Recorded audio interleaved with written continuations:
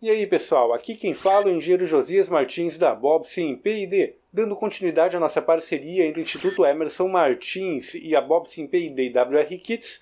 Hoje vamos trazer a vocês o último vídeo sobre aplicação de projeto utilizando FPGA. Neste vídeo vamos demonstrar aí um pequeno código para efetuar a leitura de temperatura a partir do DHT11. É isso aí, o mesmo sensor que aplicamos em microcontrolador PIC e também em Arduino vai ser implementado em FPGA. Também deem uma passadinha lá no canal da Bobsin P&D, temos vídeos semanais sobre eletrônica e microeletrônica, apresentando também um vídeo sobre fluxo de projetos lógico-digital que é diretamente ligado a projetos envolvendo linguagem HDL. É claro, também temos vídeos de diversos assuntos relacionados à eletrônica, inclusive Arduino e eletrônica analógica. Lembrando que este vídeo é um oferecimento do Instituto Emerson Martins, que fornece placas de desenvolvimento para FPGAs Altera. Eles possuem kits de desenvolvimento Ciclone 2 e Ciclone 4, que são extremamente interessantes para seus estudos e aferição de projetos. O link está aí na descrição do vídeo. Acessem lá e garanta já o seu kit de desenvolvimento Altera. É isso aí, vamos ao vídeo de hoje.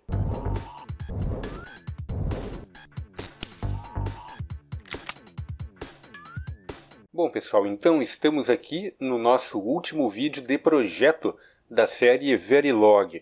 Então hoje nós vamos embarcar o DHT11 neste projeto para efetuar a leitura de temperatura a partir deste sensor que é digital. Então vamos começar aqui pelo top module do nosso projeto.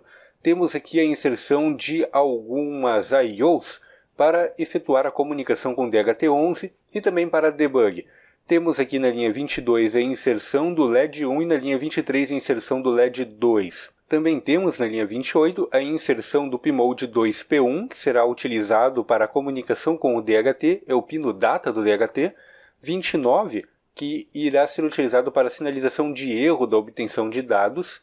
Este pino aqui é mais utilizado para debug, então em um projeto final ele seria simplesmente removido, ele não seria conectado.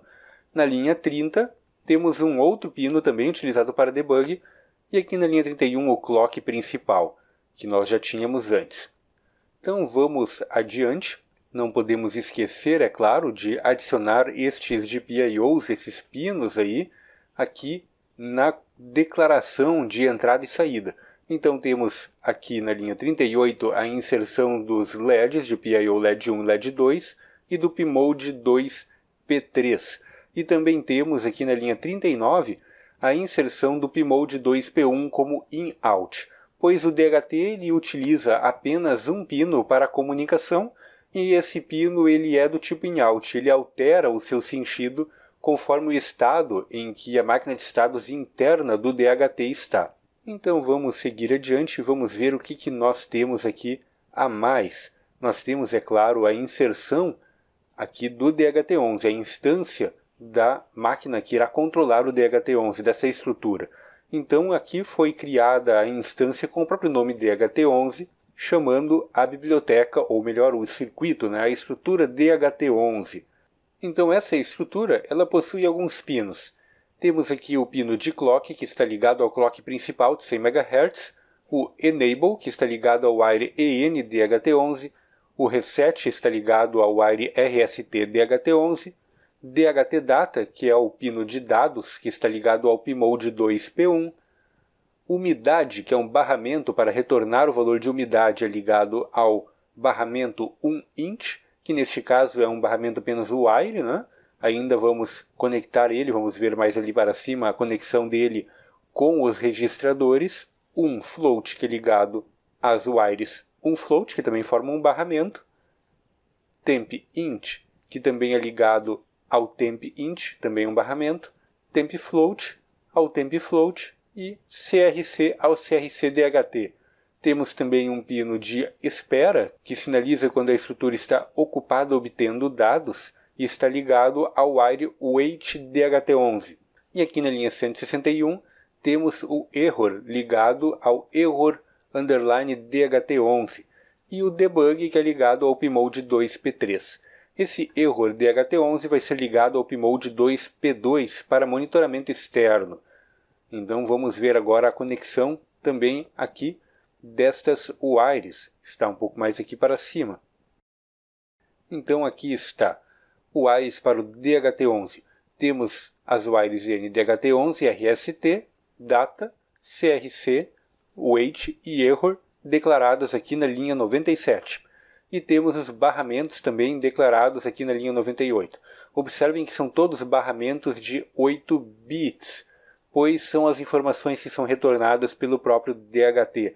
Ele retorna a umidade inteira, o valor inteiro da umidade em 8 bits, e o valor em ponto flutuante também da umidade em 8 bits. Ele retorna esses valores separados. Então nós teríamos aqui na realidade um barramento em ponto flutuante de 16 bits. Isso aqui em C não existe, barramentos de ponto flutuante eles não têm uma largura tão pequena assim, então por isso que é separada a informação. É claro que em um FPGA, um Standard Cell, nós teríamos a possibilidade de criar um barramento de ponto flutuante de 16 bits, sem problema algum. Mas aqui no caso do DHT11, ele muitas vezes é utilizado com microcontroladores, então o ponto flutuante ele acaba ocupando um espaço muito maior, o que seria desnecessário para este tipo de aplicação. Por isso eles separam o ponto flutuante do inteiro. Aqui no FPGA não haveria necessidade, mas para facilitar a compreensão, eu separei aqui em dois pequenos barramentos de 8 bits. A mesma coisa vale para a temperatura. Temos a temperatura em inteiro, um barramento de 8 bits para a temperatura em inteiro e para o ponto flutuante dela. Aqui na linha 99 temos registradores de 1 bit para o Enable e o Reset. Também temos na linha 102 os mesmos registradores utilizados para a máquina de estados de inicialização, o ENDHT11 Registart e o RST-DHT11 Registart. Na linha 105 estamos conectando o Error DHT11 ao Pmode 2P2, de modo a poder visualizar quando ocorre um erro de obtenção de dados a partir dessa estrutura em um osciloscópio. Na linha 108, nós temos a conexão multiplexada dos registradores que são utilizados pela máquina de Start e pela máquina de estados principal, igual nós fizemos no vídeo anterior com os demais circuitos internos aí deste projeto. Linha 109, fazemos a mesma coisa com o RST. Conectamos a partir de um multiplexador que utiliza o registrador Started como parâmetro para interligar o registrador de Start com a wire RST ou o registrador da máquina de estados principal com a wire RST. Notem que neste caso não há necessidade de multiplexar o barramento de dados, pois este barramento aqui ele é apenas saída, né? A estrutura do DHT11 vai obter os dados e jogar a informação para esses barramentos. Então nós não precisamos resetar ou efetuar a limpeza desses barramentos. No momento que efetuarmos a inicialização do DHT11 a partir da máquina de estado de inicialização, ele já irá limpar esses barramentos de saída. Então vamos agora dar uma olhadinha na estrutura do DHT11 que foi criada para este projeto. Então pessoal, aqui no circuito que efetua comunicação com o DHT11, vamos começar dando uma olhada no Top Module, a descrição de todos os pinos de entrada e saída do dispositivo, deste circuito de comunicação com o DHT11. Aqui podemos salientar que foi adotada uma outra metodologia. Em todos os demais circuitos, como por exemplo o do Display 1 e Display 2, nós estávamos declarando os pinos do circuito sem a declaração de sentido. E aqui no DHT11 estamos declarando já com o sentido. Então temos o CLK, EN e o RST como pinos de entrada, já declarados diretamente no top do módulo. Aqui temos o DHT Data como In-Out. Ele será um pino em Tri-State, que terá a opção Tri-State, da mesma forma como demonstramos aí no vídeo sobre Tri-State. Se você não viu este vídeo, é muito importante que o assista, pois não iremos abordar o uso do Tri-State aqui neste vídeo. Nós iremos apenas utilizar a estrutura que foi desenvolvida e demonstrada lá naquele vídeo. Linha 26, temos a declaração dos barramentos de saída. Então nós temos aqui da linha 26 até a linha 30 os barramentos de saída. Temos a umidade, o valor inteiro, ponto flutuante da umidade, inteiro da temperatura, ponto flutuante da temperatura e o CRC. todos eles barramentos de 8 bits. Linha 31 temos o pino wait, que irá informar quando essa estrutura, quando este circuito aqui estiver operando e ainda aguardando algum retorno do DHT11. Linha 32 temos o pino de debug, utilizado para a realização de testes e aferição a partir do osciloscópio.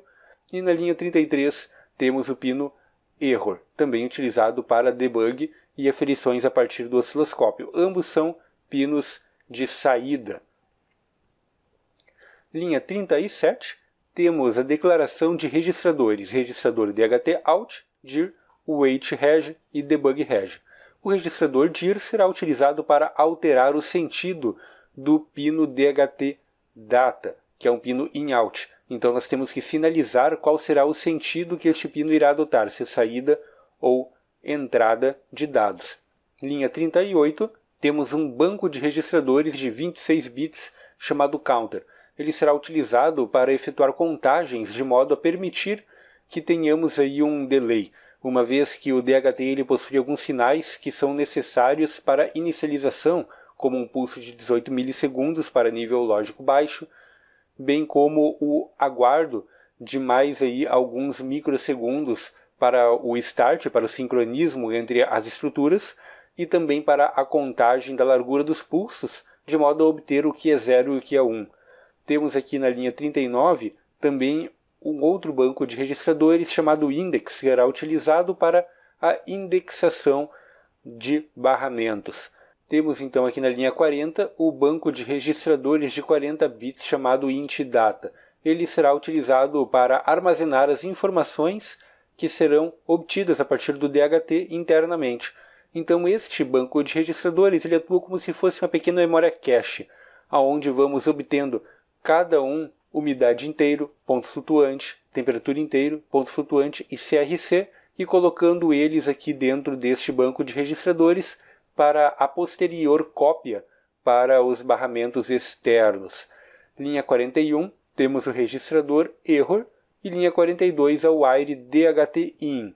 Linha 44, temos a conexão de wait_reg com o pino wait, o pino de saída. E linha 45 do debug reg com o pino debug de saída. Aqui na linha 50 temos o instanciamento daquela estrutura TreeState que criamos lá no vídeo sobre TreeState aí desta série Verilog. Se você não assistiu a este vídeo, é muito importante que o assista, pois não vamos entrar aqui nessa estrutura e falar sobre ela, pois nós já abordamos isso num outro vídeo. Então essa estrutura, ela recebe o pino, que seria o pino TreeState, o pino in-out, a conexão dele, que no nosso caso é o DHT data. Ele recebe a conexão de uma wire de direção que irá informar a estrutura se queremos que o pino DHT data atue como entrada ou saída. Nós temos também aqui o dado que será enviado para fora quando o pino estiver em modo saída, e o dado que será recebido, que será lido a partir do pino quando ele estiver em modo entrada. Então aqui nós temos separado já o que é lido e o que é enviado através deste pino. Linhas 58 até 65 temos as conexões do barramento do valor inteiro da umidade com aquele banco de registradores interno, o int-data. Aqui conectamos o bit 7 do int ao int-data bit 0, o 6 ao bit 1, o 5 ao bit 2 e assim sucessivamente. Observem que estamos efetuando a conexão aqui invertida.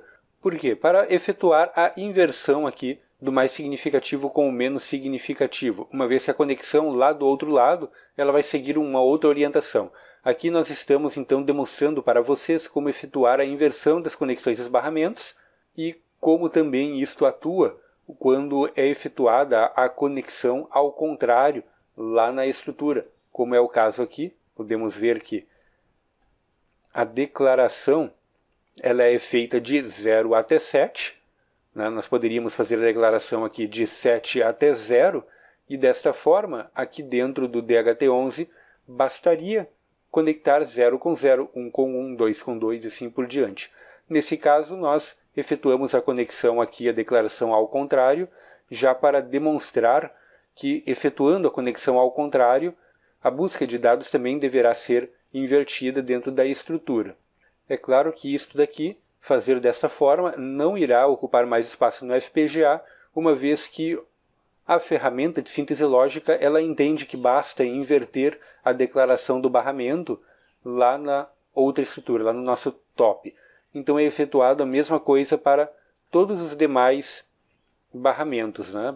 Conectamos o float da umidade a partir do bit 8 do banco de registradores interno, conectamos o inteiro da temperatura a partir do bit 16, conectamos o float da temperatura a partir do bit 24 e o CRC a partir do bit 32. Temos aqui na linha 103 a declaração do banco de registradores state, onde nós iremos ter os estados da nossa máquina de estados. Ele é um banco de registradores de 4 bits. Linha 106, temos a definição dos estados. Então temos o estado S0, S1, S2, S3, S4, S5, S6, S7, S8, S9, stop e start. Então o stop ele recebe o valor 0. Os demais estados vão receber do S0 até o S9 do valor 1 até o 10 e o start recebe o valor 11. Aqui nós temos a declaração da máquina de estados, ela segue o mesmo padrão já adotado, utilizando a borda de subida do clock. Aqui temos o início da máquina e na linha 112 temos um if que verifica se o EN é 1. Se o EN for 1, a máquina de estados então pode partir. E nós temos aqui então a verificação em sequência do reset. Se o reset for 1, ela irá efetuar o reset da máquina de estados, colocando o DHT out para nível lógico alto, o WAIT-REG para 0, o counter ele é resetado, o banco de registradores interno ele é limpo, então escrevemos 40 bits zeros neste banco, o pino de direção ele é setado para 1, configurando como uma saída, o error é setado para 0, e o estado da máquina de estados é setado para Start. Caso o RST seja 0, então a máquina de estados vai inicializar. Então temos aqui o case que verifica o state da máquina. Se o state for Start, ele vai entrar aqui. No Start, na inicialização da máquina de estados, já temos o wait sendo alterado para 1. A direção do pino de dados é alterado para saída, novamente. Aqui então nós damos a certeza de que este pino está no sentido correto e o DHT out ele vai ser chaveado para 1. E finalmente encaminhamos para o estado S0. Eu também tenho aqui o datasheet do DHT11. Então aqui nós temos algumas informações bem importantes. Para a inicialização do DHT11, ele deve inicializar em nível lógico alto. Por isso é que ali no reset, o DHT out ele já é colocado para nível lógico alto. Desta forma, na própria inicialização do nosso circuito, do chip, ele já vai levar o DHT11 para nível lógico alto, de modo a garantir que ele já esteja pronto para operar. Então, quando ele inicializa, ele vem em nível lógico alto, e nós comutamos para nível lógico baixo por 18 milissegundos, para depois comutar novamente para nível lógico alto. Isso daqui sinaliza para o DHT11 que irá iniciar uma aquisição de dados. Então, olhando aqui no nosso código, no próximo estado da máquina de estados, nós teremos uma contagem de tempo. Observem que mantemos a direção do pino como saída, DHT out é mantido em nível lógico alto, e temos aqui o wait também mantido em nível lógico alto, sinalizando que a estrutura ainda está operando. O erro está em 0. Aqui nós aguardamos 1.800.000 ciclos de clock. Nós estamos trabalhando com um clock de 100 MHz. Assim como o clock é 100 MHz, basta aguardar 1.800.000 ciclos para termos aí 18 milissegundos. Então, aqui temos este contador justamente para dar o tempo de 18 milissegundos. Enquanto não atingiu esse valor, o counter continua sendo incrementado em 1 bit. Ao atingir o valor, o counter ele é resetado e a máquina é encaminhada para o próximo estado. Então aqui aguardamos 18 milissegundos em nível lógico alto. No caso, estamos ainda aqui. No próximo estado, o DHT-out vai para 0. O wait_reg continua em 1 e aguardamos mais 18 milissegundos, incrementando o contador a cada ciclo. Quando atingiu os 1.800.000, ou seja, 18 milissegundos, o counter é resetado e a máquina é encaminhada para o próximo estado. Então aqui nós estamos neste ponto da comunicação do DHT, no nível lógico baixo, aguardando os 18 milissegundos. Após passados os 18 milissegundos, no próximo estado nós levamos novamente o DHT-out para 1 e vamos aguardar aqui 2.000 ciclos, o que vai equivaler a 20 microsegundos. A resposta do DHT, de acordo com o datasheet, ela vai ocorrer entre 20 a 40 microsegundos. Então o que acontece é que nós levamos novamente o DHT para o nível lógico alto e após 20 microsegundos aproximadamente, o DHT ele vai responder, ele vai trazer este sinal de volta para nível lógico baixo e vai manter em nível lógico baixo por 80 microsegundos, subir novamente para nível lógico alto e manter por mais 80 microsegundos. Esse daqui é o pulso de sincronismo. Então, nós precisamos, após aproximadamente 20 microsegundos, mudar a direção do pino para entrada. Então aqui, quem assume a comunicação é o DHT e o nosso FPGA vai apenas efetuar a leitura do que é enviado pelo DHT. Então por isso temos esse contador aqui. Enquanto não atingir os 20 microsegundos, o FPGA mantém o pino como saída e mantém nível lógico alto nela. Após, ele libera o pino como entrada para que o DHT possa comutar ele para nível lógico baixo e aí encaminha para o próximo estado. No próximo estado, vamos aguardar aqui mais algum tempo, mais uns 60 microsegundos. Então, caso o counter seja menor do que 60 microsegundos e o DHT ainda esteja em nível lógico alto, significa que o DHT ele ainda não respondeu. Ele ainda não fez essa comutação aqui, ele ainda não baixou para nível lógico baixo, de modo a gerar o pulso de sincronismo. Então ele continua contando e continua preso no estado 3. Se qualquer um desses eventos acontecer, estourar o tempo limite, que é de 60 microsegundos, ou o DHT-in ele for para 0, significa que o DHT respondeu ou houve um erro. Então aqui nós temos um outro if, que verifica se o DHT ele é nível lógico alto. Se ele for nível lógico alto, significa que estourou o tempo limite. Então sinalizamos um erro no pino error, o contador é resetado e a máquina é enviada direto para o estado stop. Se não aconteceu isso, se o DHT-in ele é 0, ou seja, é diferente de 1, significa que o DHT respondeu, ele aceitou o comando, então resetamos o counter e vamos para o próximo estado. No próximo estado, fazemos semelhante ao estado anterior. Verificamos se o DHT-in ele é 0. Se o DHT-in é 0, significa que o DHT ele respondeu corretamente. Então, ele vai aguardar que o contador atinja 88 microsegundos. Se o contador ele atingiu 88 microsegundos, mas o DHT ele é 1, significa que temos um erro aqui, então mais uma vez enviamos para stop.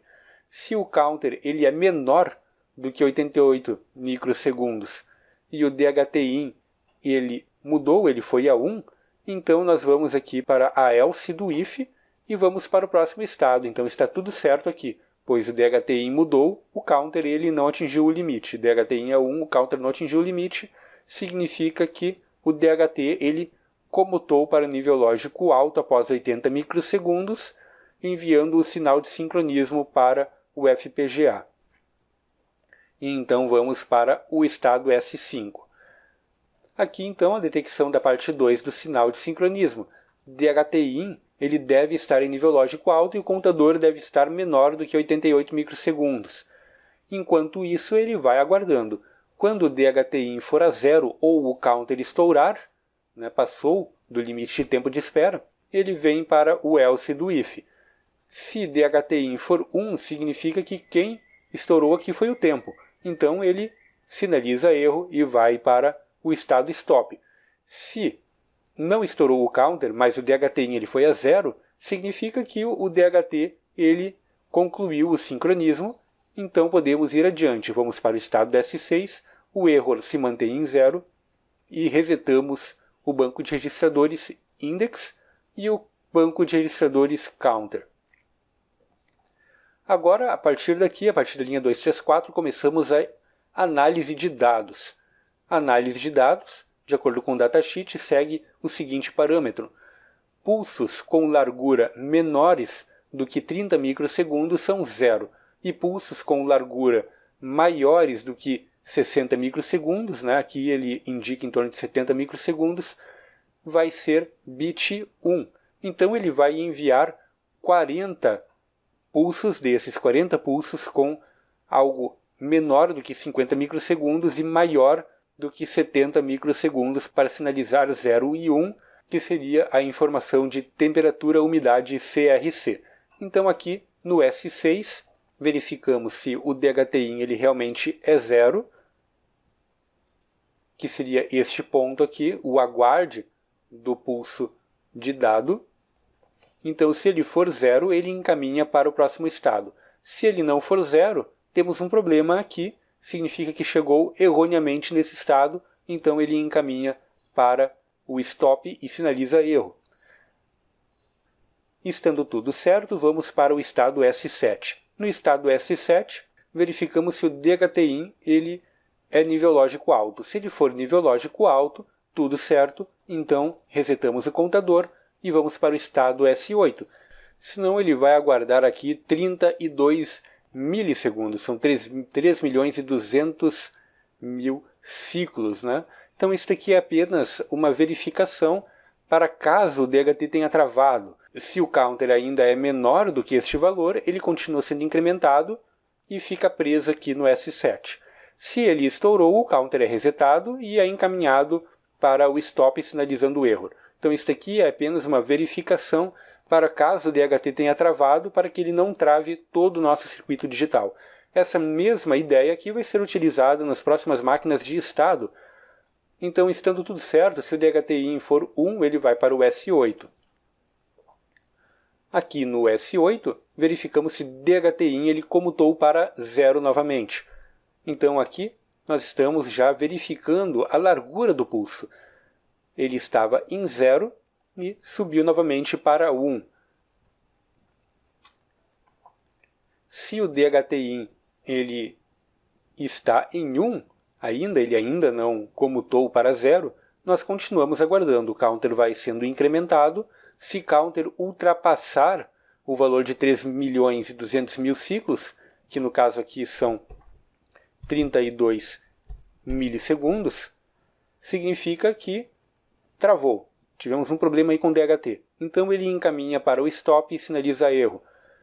Caso esse contador aqui não estoure e o DHTIN ele comutou para 0, então nós seguimos adiante. Significa que este pulso aqui ele aconteceu. Agora nós temos que avaliar quantos ciclos de clock se passaram para a obtenção do bit, se o bit é 0 ou 1. Se o contador estiver maior do que 5.000, que seriam 50 microsegundos, alterei aqui para 100 MHz, pois inicialmente estava utilizando 50 MHz, acabei esquecendo de alterar aqui alguns comentários. Isso aí, comentários corrigidos. Vamos seguindo então adiante. Se o contador for maior do que 5.000, que seriam 50 microsegundos, então o int_data index vai receber 1. Aqui então estamos utilizando aquele banco de registradores de indexação e ele vai sendo incrementado a cada ciclo. Então esse banco aqui ele pode chegar até o valor 39. Nessa primeira passada ele está no valor 0. Então vamos colocar no primeiro bit do barramento int_data o bit 1. E o debug reg vai para 1. O que nós estamos fazendo aqui? Nós vamos copiar os mesmos valores que são obtidos aqui para a saída, de modo a comparar ali no osciloscópio. Então nós teremos uma cópia da informação no osciloscópio, só que é claro com um certo atraso. O atraso de um ciclo, né? O atraso de um ciclo da máquina. aqui nós temos o else desse if. Se o contador não for maior do que 5.000, então nós temos um bit 0, significa que não passou de 50 microsegundos. Ele é menor, então, do que aqueles 28 microsegundos que é definido aqui no datasheet. Então, é 0. O bit aqui é 0. Então, armazenamos em int data index o valor 0. E o debug reg vai para nível lógico baixo. Aqui na linha 281, nós temos a contagem do index. Se o index for menor do que 39, o counter ele continua sendo resetado e vamos para o state S9. Se o index ele for maior do que 39, então error é mantido em 0 e é encaminhado para o estado stop. Vamos dar uma olhada agora no estado S9. Aqui no estado S9, nós apenas estamos incrementando o index, porque no estado separado, para ter certeza que irá dar tempo deste registrador estabilizar para que não tenhamos erro. Como esse registrador está sendo utilizado para indexar os bits do banco de registradores interno desta máquina, ou seja, o banco de registradores principal, então nós não podemos ter problemas em termos de estabilidade deste sinal. Por isso eu coloquei ele aqui em um estado separado. E encaminhamos para o estado S6 novamente. Voltando para o estado S6, o DHTIN ele precisa estar em 0, uma vez que aqui no S8 nós já havíamos validado que ele estava em 0. Nós estamos neste ponto aqui da comunicação, né? Então, já validamos que ele está em 0. Como o circuito está atuando em 100 MHz, o avanço dos estados ele é muito rápido e não daria tempo suficiente do DHT voltar para nível lógico alto. Caso tenha acontecido de o DHTIN estar em 1, significa que temos um erro. Algum problema aconteceu, então ele sinaliza o erro e vai para o stop. Agora, neste momento, o index ele já é 1. Ele incrementou, né, para o valor 1 e vai fazer todo o mesmo processo. Vai verificar se o DHTIN é 1. Se ele for 1, vai encaminhar para validar a largura do pulso. Se a largura do pulso for maior do que 50 microsegundos, temos o bit 1. Se for menor, temos o bit 0. Ele vai armazenar agora no bit 1, pois o index é 1. Seguindo adiante, né, ele vai verificar se o index é menor do que 39. Se for menor do que 39, encaminha para o próximo estado, aonde incrementa o indexador para o valor 2. E assim vai indo até atingir o valor 39. Atingindo o valor 39, ele já transferiu todos os 40 bits, então ele encaminha para o stop. Significou então que terminamos toda a aquisição de dados sem nenhum erro e a estrutura então é finalizada. Aqui, se a estrutura for finalizada sem qualquer erro, observem que temos um if que valida isto. Se erro for 0, DHTOut vai para 1, o wait_reg vai para 0, sinalizando que a estrutura terminou o processamento, counter é resetado, a direção do pino é alterada como saída e o error ele é resetado para 0. O index também é resetado de modo a manter toda a máquina de estados pronta para uma próxima inicialização. Se error for 1, ele vai aguardar mais 32 milissegundos, o int data é resetado, o counter ele vai sendo incrementado até que este valor seja estourado, o error permanece em 1, o wait_reg ele permanece em 1 e a direção do pino continua aqui em 0, que seria uma entrada. E então, após passar este tempo, o error ele vai para 0. Então aqui nós temos uma sinalização de erro que vai perdurar aí por 32 milissegundos, mantendo o sistema parado por 32 milissegundos para que possamos ver no osciloscópio que houve um erro, houve um problema aí de aquisição de dados. Então é isso aí, passamos toda esta estrutura. Agora vamos ao nosso top proj, ver como isto foi inserido na máquina de estados principal e na máquina de estados de inicialização. Na máquina de estados de inicialização, temos aqui a inserção na linha 186 e 187 dos pinos de Enable e Reset do DHT11. No próximo ciclo, no estado Start 1, ele vai para 0. Então aqui, né, toda a estrutura do DHT11 estará resetada e pronta para atuar, pronta para inicializar. Aqui adiante não temos mais nenhuma alteração na máquina de estados de inicialização. Na máquina de estados principal nós temos também algumas adições aqui referente ao DHT. Tivemos a adição do estado SDHT1, SDHT2 e SDHT3, que são utilizados para a obtenção de dados do DHT. Então, caso o started ele seja 0, vai continuar aqui, né, parado.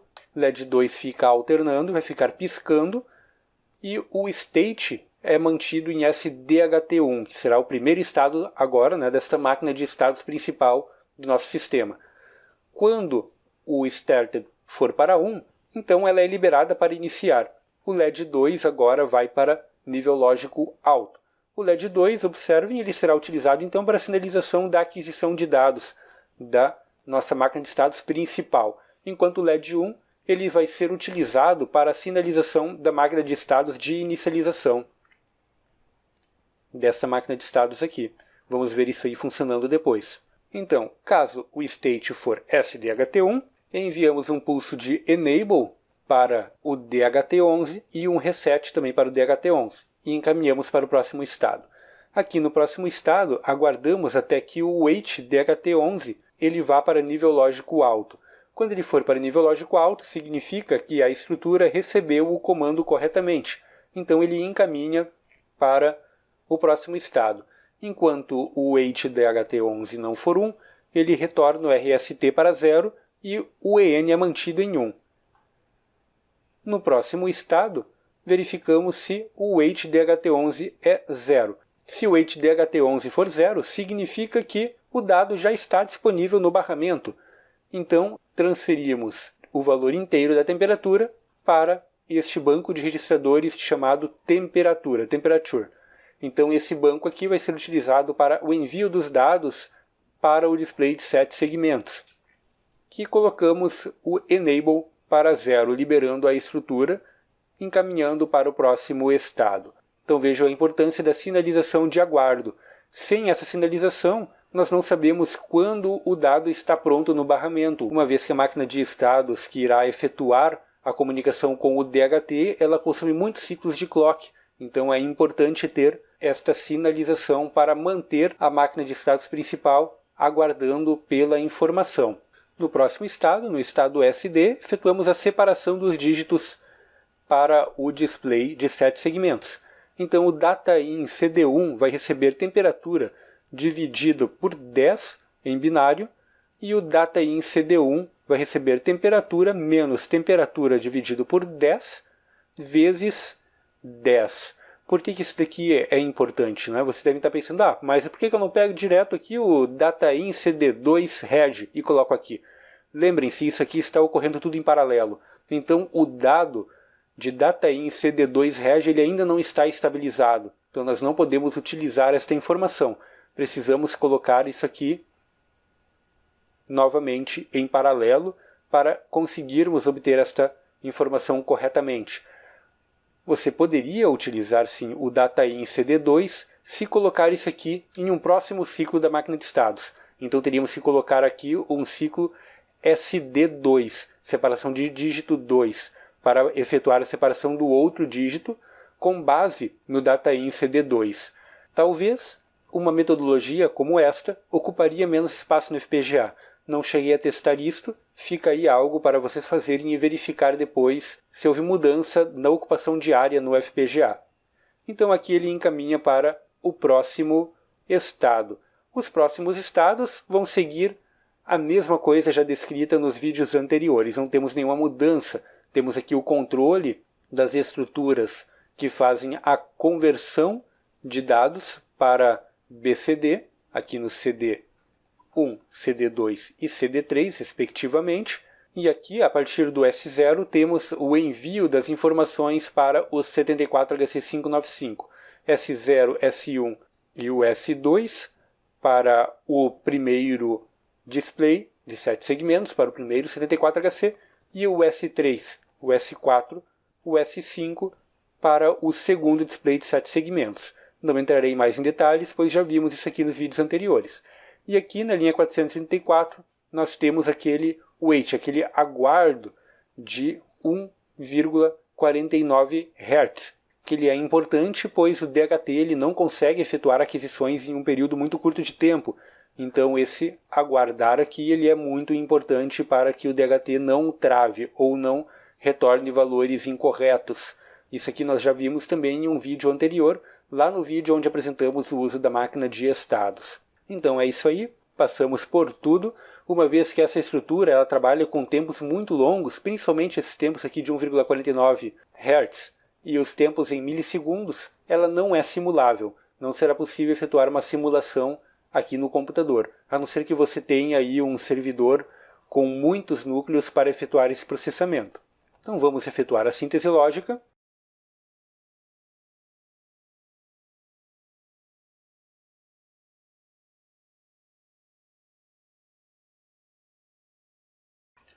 É isso aí, síntese lógica concluída.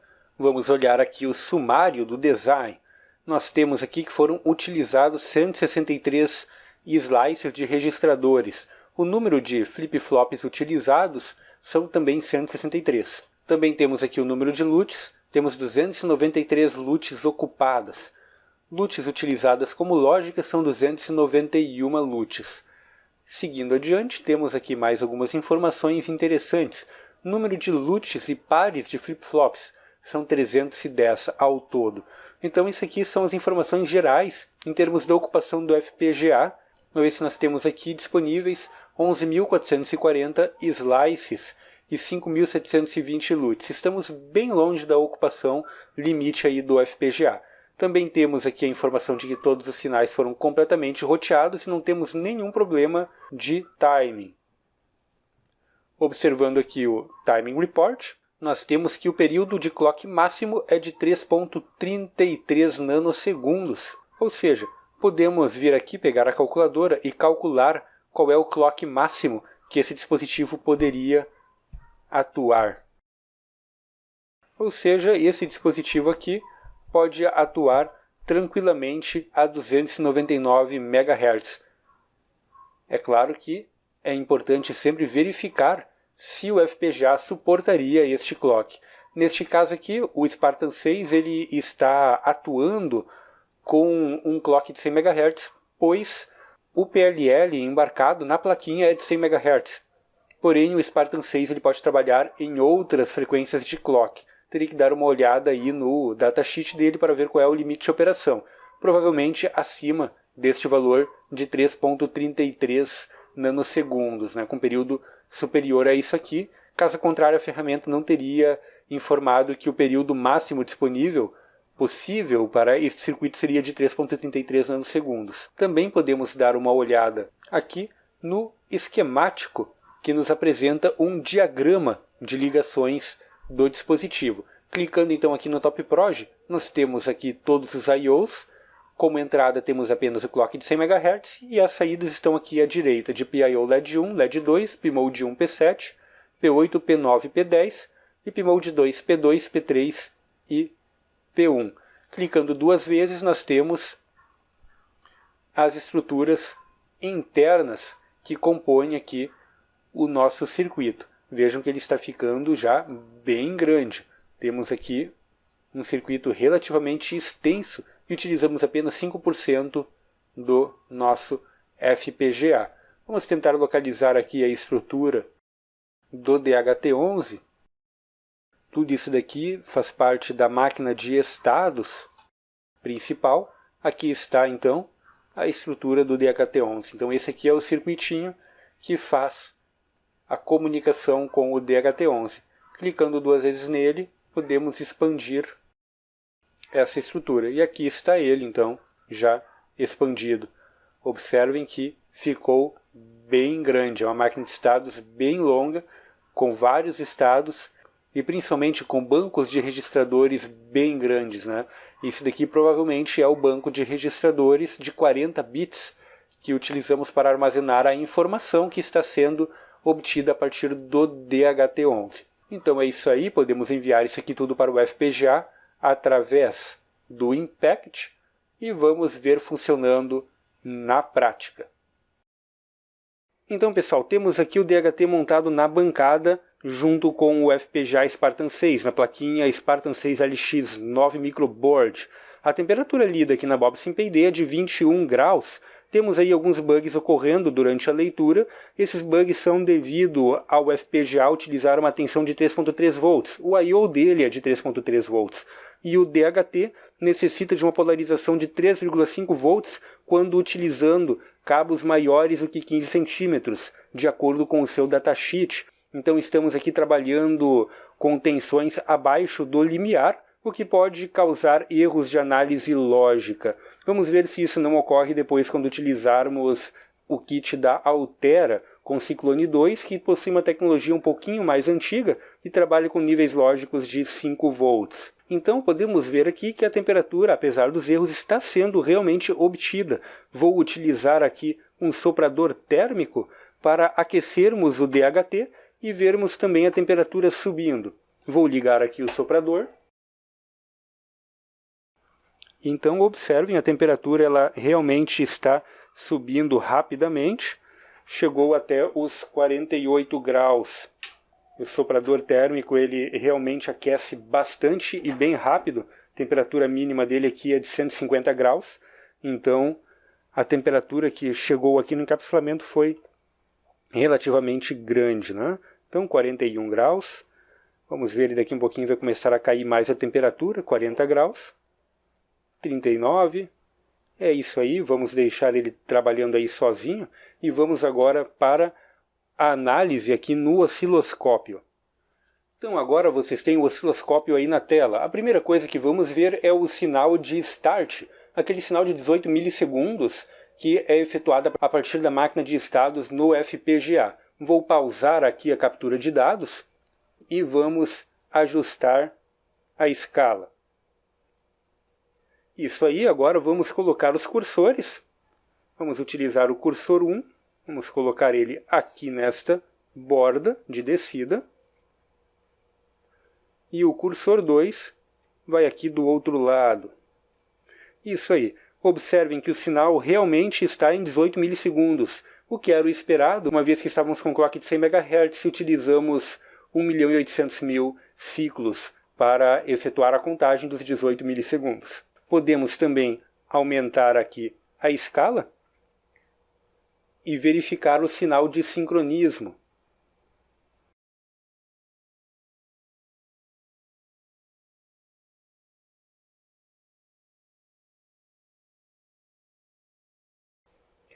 Então esse daqui é o sinal de sincronismo. Podemos ver inclusive a mudança de nível lógico quando alteramos aqui o sentido do pino, né? do pino de out para input, de modo que o DHT então assume aqui a comunicação. Observem que temos uma pequena queda de nível lógico e depois o DHT assumiu e levou para nível lógico baixo. Esse tempo aqui deve dar em torno de 80 microsegundos, ficando aí entre 60 e 80 microsegundos. Podemos utilizar os cursores e verificar este tempo também. Vamos posicionar o cursor 1 aqui na primeira borda e o cursor 2 aqui na borda de subida. É isso aí, como esperado, próximo de 80 microsegundos, 76 microsegundos. Aqui no nível lógico alto deve dar também aproximadamente 80 microsegundos. Isso aí, como esperado, 88 microsegundos, então este aí é o sinal de start do dispositivo DHT. Agora podemos ver também a informação que é enviada com base no nosso pino de debug que colocamos aí para fora do FPGA. Vou centralizar um pouco mais a captura de dados. Isso aí está bem enquadrado agora e conseguimos observar algumas coisas.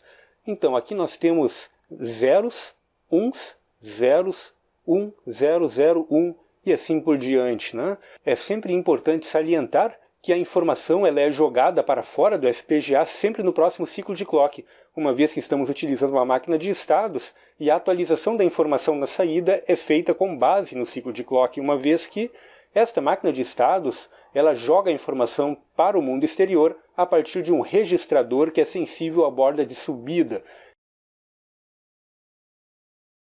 Aqui nós temos um exemplo bem legal. Nós temos aqui um 1, que é enviado pelo DHT. Observem que a largura do pulso ela é maior, como é o esperado, de acordo com o datasheet. Larguras acima de 50 microsegundos significam um nível lógico alto, ou 1, né? O bit 1, e menores que 50 microsegundos é bit 0. Então observem que é efetuada a leitura da informação pela máquina de estados, e no próximo ciclo é efetuada a atualização do registrador de saída, e aqui nós temos esse 1 sendo refletido na saída. A mesma coisa acontece aqui, é efetuada a leitura do 0, é identificado o 0 e atualizado o bit na saída no próximo ciclo. Observem aqui a mesma coisa, temos um ON e ele é atualizado, refletido na saída no próximo ciclo de clock. Aqui também ele é refletido aqui nós temos um 0 refletido aqui. Então, está funcionando corretamente, a máquina de estados ela está funcionando adequadamente e efetuando a leitura da informação enviada do DHT, apesar aí desses pequenos bugs que ainda estão ocorrendo no circuito descrito, né? Então aí fica para vocês darem uma olhadinha neste código e aprimorá-lo. Ele já está funcionando razoavelmente bem, só precisa aí de algumas pequenas melhorias para estabilidade. Vamos ver também se isso aí já não melhora por si só ao portar para o Cyclone 2, uma vez que o Cyclone 2 trabalha com níveis lógicos de 5 volts, estando mais adequado para o uso com o DHT11, que trabalha com 3,5 até 5 volts. E este foi mais um vídeo sobre Verilog, trazidos a vocês pela Bobsim P&D em parceria com a WR Kits e o Instituto Emerson Martins. Se você gostou deste vídeo, não esqueça de deixar seu like e compartilhar com seus amigos. Dúvidas, críticas e sugestões, utilizem os comentários do YouTube. Também não esqueçam de dar uma passadinha lá no canal da Bobsim P&D e assinar o canal. Temos vídeos semanais sobre eletrônica, microeletrônica e diversos outros assuntos também relacionados à eletrônica analógica. É isso aí, até o próximo vídeo.